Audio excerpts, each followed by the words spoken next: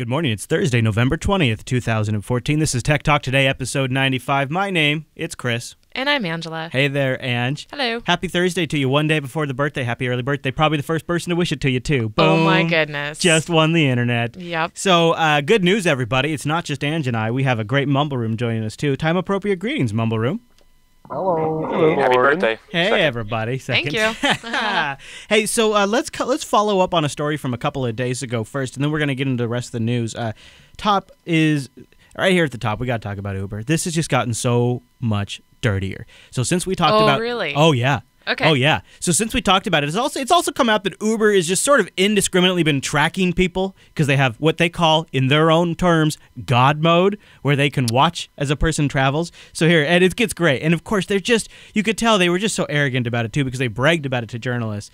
So, but stepping back, on Tuesday, Uber said it's investigating that top New York executive, still not saying exactly what his position is, that was looking after that BuzzFeed reporter. They also updated their privacy policy in light of what I just mentioned about the Godview thing. They took, of course, all of these actions in the wake of the news coverage that they've gotten recently. That executive who suggested digging into the private lives of journalists, Michael, and said his comments were wrong and that he regretted them. So they say that in early November, Someone was reporting on this story. This is what sort of got them all worked up. This is this some people suspect is what got Uber's executive saying these things in the first place. So get this. This reporter, his name's Johanna. Thanks. Yeah. And so he's on his way over to Uber, going over there to meet with the general manager of Uber New York. And as stepping out of the vehicle, she found one of the Uber execs, this general manager, standing there with his iPhone, saying, "Oh, there you are. I've been watching you," or "I've been tracking you," is what he said. I was tracking you. Yeah. Wow. Right to the journalist, right there. And so then they go, "Oh, you know what? They might have the ability to track people in real time." And then so they start digging around, and this is what got Uber upset, is what people suspect. Wow. And of course, they note that he never asked for her permission to track her. So, God mode it is indeed. You can see. Yeah, I got to their head a little bit. Anybody in the Mumble Room ever used Uber? I have not. Would you use Uber, Ange? So the idea is, remember, it's people that got ratings. So they got ratings. Right. I mean, you buy from an eBay.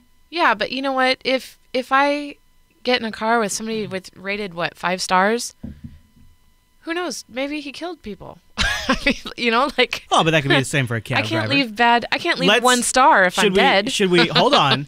I think we should put things in perspective. This guy sucks. He killed me. So let's say your alternative is a cab driver. Yeah. And like a drug dealer? Should we reveal a bit of our history about cab drivers, or do you want to leave that for another time? Go ahead. Well, before Ange and I have known each other for a really long time. We should just probably specify that. Yes. And so we knew each other before we could drive. And Chris didn't get his license until he was 18. 17, I thought. Well, okay, it might have been like a month before you were 18. It was really close to your 18th birthday. Yeah, it was. I just didn't see the need because I worked, and I had expendable income because I was a kid, and I worked a lot, and so I hired, check this out, you guys, cab drivers that drove around our hick town of Arlington in diesel Mercedes, like these tank Mercedes. Mm-hmm. Pretty nice rides. Yeah, and they were like literally half a mile from my house. Like was their headquarters. And they had these beautiful all metal body Mercedes imported into the United States. Well, it turns out they're using these Mercedes to smuggle drugs the entire time, and we were just sort of along for the ride. Yeah. And we used them for quite a while. Never had any idea that they were a drug smuggling operation. It was expensive. It was like $60 and meanwhile, each way. It was insane. They should be paying us. Yep. Yeah, so, you're welcome. So I don't know. In light of that, I don't know if Uber is actually all that bad. Yeah, I don't know. It's a good idea, though. I wish it was more mainstream because I literally hadn't heard of it. All right. So I know you're super excited about the Apple Watch, Ange, and the SDK hit this week, and The Verge has broken down 11 things we've learned about that there SDK. I'm going to busticate through them with you real quick, okay? Yep. Here's those things. I'm not going to go through all 11, but boom. Here's number 1, at least initially. An iPhone's going to be required at all times. In Apple's own words, the watch extends iOS apps. You begin your watch app development with your existing iOS app, which must support iPhone. And then later on, they say in the year, native apps will be coming next. They say starting later next year, developers will be able to create fully native apps for Apple Watch. There's also reason to speculate that there could be more sizes of the Apple Watch than we're seeing right now. Apple writes, unlike iOS, where you place views at a coordinate on the screen, with WatchKit, objects automatically flow downward from the top left corner of the screen, filling all available space. There's going to be 2 types of Apple Watch notifications, the short look is only seen briefly when you raise your wrist. So you just pop that sucker up. It gives you a short look at it. It's an app icon with maybe like a badge, some brief information. The wearer keeps their wrist raised, however. You keep it up long enough, which Apple says after a moment, then it changes to a long look notification, which provides more information and is more customizable by the user. Meh. For long looks, the app icon and what? Okay, moving on. All right, no custom gestures by the user. All right, boom. So you're done. You're done. No. I Oh. just like I don't know. Did you want to hear more? I'm just kind of turned off by the idea that it's really just going to do everything that my phone does. Why not just take out my phone? Right. Well, we'll see. Right. That's the big question. Yeah. Okay. Do you want to hear any more? Or Yeah, are you good? yeah, You yeah. sure? Yeah. I don't want to bore you. I'm doing this story for you. All right. Glances. We already knew some of this, but now it's well documented. In addition to the app itself and the notification, developers can make glances for quick view of information, time, weather, tasks left. Actually, think about this. You set tasks on your phone, and then just as you look at your watch, you can see the list. You know what, son of a Yeah. gun, when I'm shopping, like when you send me a list, I reread that list a jillion times. My phone screen's on like the entire time I'm shopping, except for when I have to use both hands to get something, then my phone's back out. So if I could have that on my watch. Well, that's true. Hands free. Ooh. Yeah. Ooh, I'm I'm just technically- getting all excited thinking about that, to tell you the truth. Glances, we already knew some of this. Oh, I already said that part, right? Yeah, glances, yeah, that kind of crap. Custom gestures, oh yeah. Sorry for you power users, though, and developers. Or for you JOLA users. Yala users. The interface is more or less locked yeah. to what Apple wants. YOLO. Vertical swipes and scrolls and crap like that. Horizontals, pages. No custom fancy, like in your mobile apps where you can set up your own gestures and stuff like that. Where, sometimes you get neat things like pull to refresh by the community. Won't be happening. Really? Yeah. Huh. That seems like that one's such a ingrained one for me. Well, what I mean is that pull to refresh gesture was invented by developers. It wasn't created by Apple. And then they Oh. later kind of made it a standard Adopted. across the apps. Okay. But on the watch, it's just going to be their fixed gestures. You can't come up with your own new stuff. I see. Okay. So, which I think limits innovation a little bit. There's information about the resolutions if you're curious about that. And, of course, you can always just go grab the SDK, I suppose, as well. Mumble Room, anybody in here excited about wearables yet? Any of them. I don't care which one. If it's Pebble, if it's Googs, if it's the apps. I looked at some the other day in Best Buy, and they just didn't seem that compelling. It doesn't look, the screen's not that good looking, especially the Pebbles. I thought they would look better. That is danger salad. Yeah. That's great, Nick. I know. He's got an Nexus 5 with a Lollipop. I still think that Microsoft Band is still the best looking one and the most compelling I've seen. Yeah, I don't know. The word on the street is it's pretty clunky once you put it on your wrist. Well, Moto yeah. 360 looks good. Yeah, I think the Moto 360 looks pretty sharp, especially if you had it with like a silver band. I think That was the best looking one I saw there. Have you guys seen the new updated, more metal Pebble? To me, I'm still going back to the Pebble. I'm thinking I'm liking the 3 days battery life. I'm thinking I'm liking the fact it runs Linux. I'm thinking I'm liking it works with iOS or Android. It gives me my basic notifications. It's not as fancy schmancy. It doesn't have a color screen or whatever, but it's a watch. So that's The kind of screen nice. could be higher res on those. It seems when you look at it, it's you can see every single pixel. I put a Pebble 2 on an Amazon wish list, and I keep going back and looking at it and going, oh, I'd love to be able to like do a Linux action. You'd be like, boom, my wrist runs Linux. I probably shouldn't have said that. I should have saved that. No, it's okay. All right. Everybody forget that. Anyways, I might not ever get one, so it Go doesn't back matter. in time. All right, so this next one is totally another guilty pleasure. It's for Ange and the JB crew because Jeez, no kidding. somehow we got roped into using Viber. We Viber it up. Unfortunately, yeah. And so Viber has done something the audience might I like. feel like there's a Bing suggest Ange likes Viber or something. Wow. Wow. Ange uses Viber. Wow. All right, so back on the story, back on the track here. Today, Viber, the messaging app with, get this, Ange, What? 209 million users. How is that possible? It's all the stickers, isn't it? And that, some places they just get dinged on the text message, and it's nice that it's cross-platform. You can't deny that. And, one of the reasons we use it Yep. because it has a GD Linux app. Yeah, and Rakai, I think, owns every single sticker that they have. Well, he's a sticker guy. He's always sending me new Yeah. stickers, He's and a it's like, sticker get guy. these stickers. Yeah, he's a sticker guy. So today, he loves the stickers. I know. Viber has announced it's launching public chat, giving users a way to use direct messaging and voice message, but then let the world at large watch them. All right, picture it. Sicily, 1980. No. All right, no. So imagine. That's my joke. No, dude, you took that as my joke. No, Dude, that's my joke. I grew up watching Golden Girls. I grew up watching no, Golden Girls. I did. Your face. Your face. Sophia is my homie, so whatever. Whatever. All right, so this is neat, though. So those group chats that we have that go crazy when we're at fests and stuff? Yes. Now you could opt to make them public so people could watch them, like the audience could watch them. Like they get everything. They get the pictures, the voice messages. That sounds like a horrible idea. What the heck? Well, we definitely have to have like 2 channels, like the private one where we could swear a lot. And Right. Then, No, somebody's going to end up swearing in the wrong one. I know. So you don't think it's a good idea?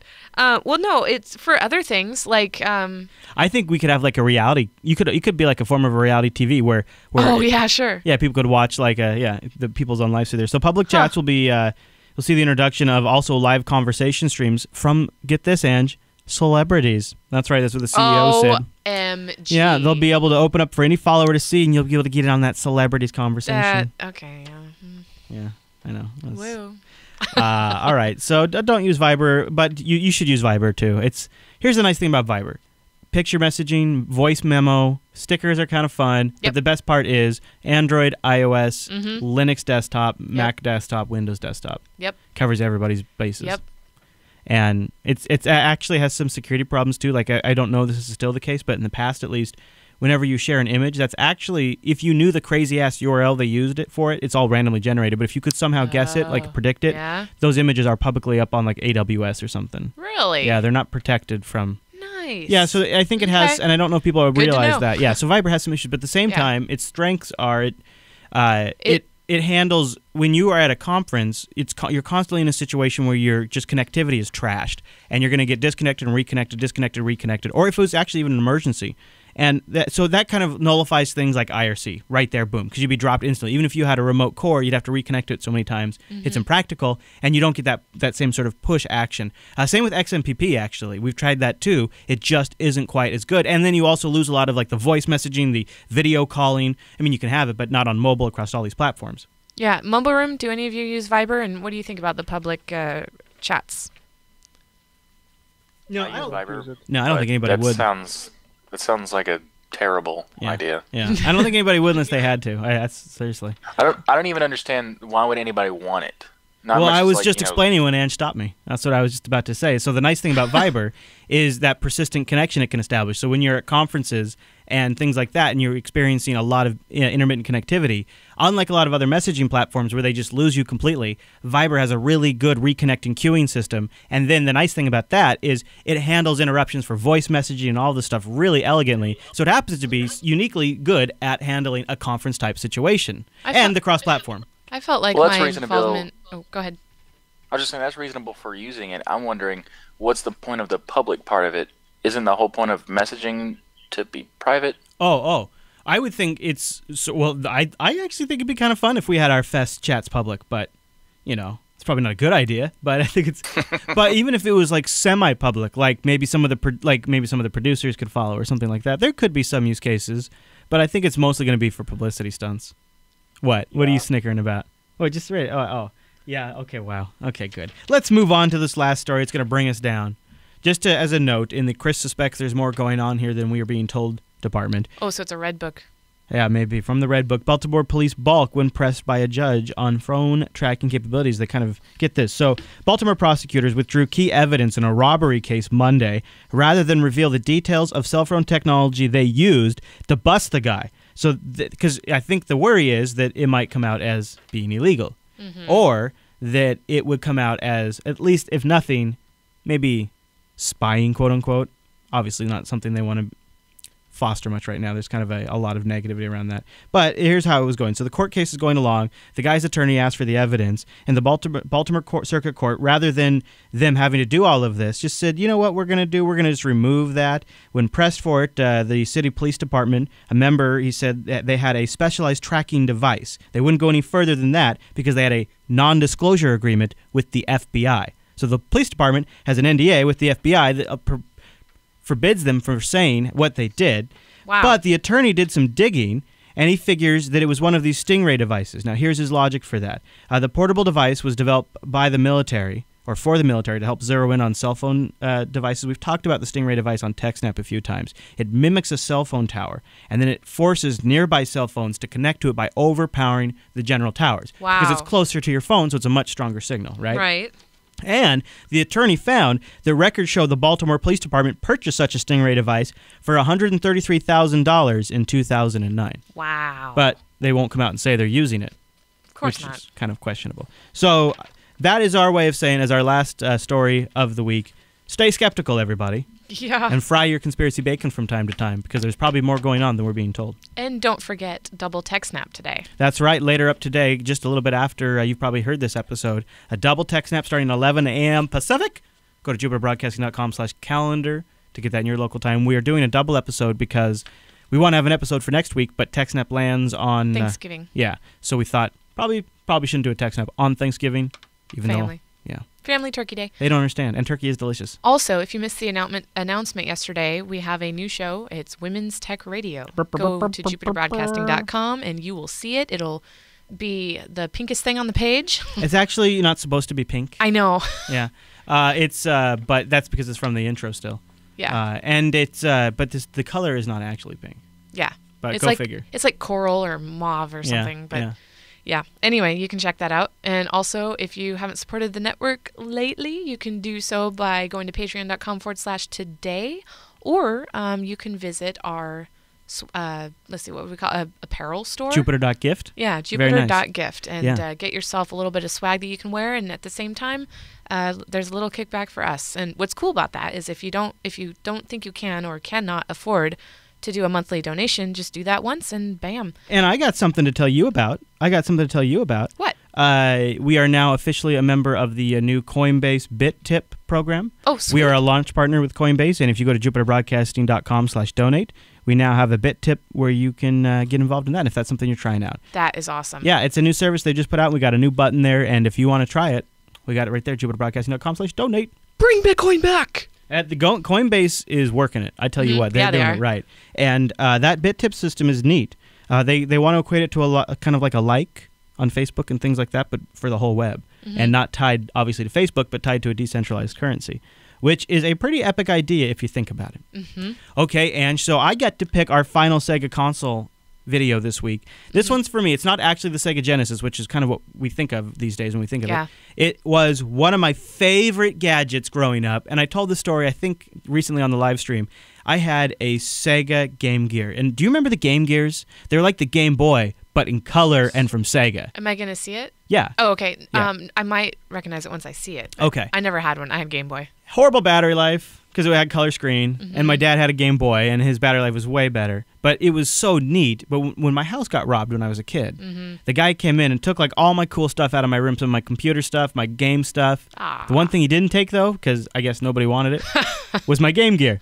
So it was my last remaining game. So I did a lot of gaming on the Game Gear. I think I got some really great games for it. So we'll wrap up our Sega console week with the Game Gear. Thanks for joining us, everybody. See you next week. JBLive.tv, 9 a.m. Pacific, noon Eastern.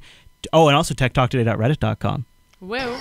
Some people are content to be entertained by simple one-color electronics.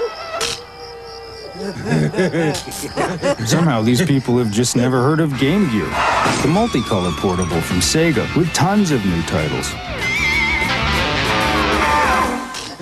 Yeah, some people are like that. But then some people like to eat pickled pork lips.